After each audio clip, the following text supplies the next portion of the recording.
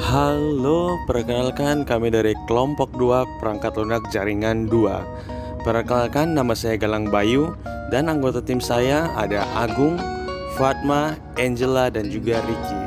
Jadi, pada kesempatan kali ini kami akan membahas mengenai DHCP.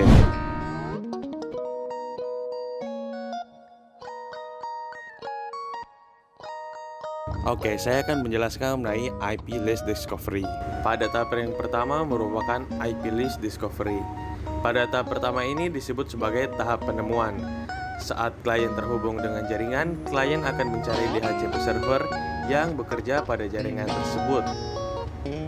Klien akan mengirimkan pesan DHCP Discover ke subnet jaringan menggunakan alamat tujuan 255.255.255.255.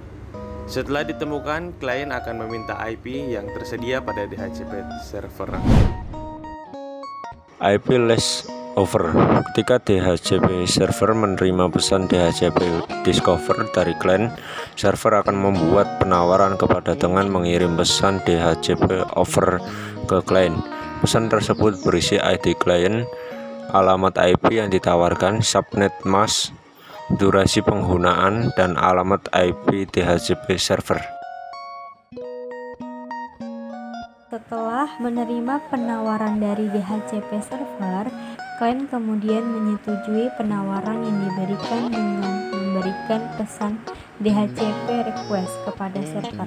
Isi pesannya adalah meminta agar server meminjamkan salah satu IP address yang tersedia di kumpulan alamat IP DHCP. Pada final step ini, setelah server menerima pesan permintaan dari klien, server akan mengirim pesan berupa paket DHCP kepada klien. Paket ini berisi alamat IP, durasi sewa, dan informasi konfigurasi lain yang mungkin dibutuhkan klien. Pada tahap alamat IP diberikan, berarti proses konfigurasi IP telah selesai.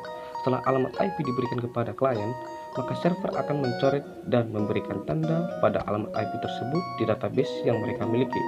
Setelah proses ini selesai dan berhasil, maka komputer klien bisa menggunakan jaringan tersebut dan bertukar data dengan komputer klien lain di jaringan lokal tersebut.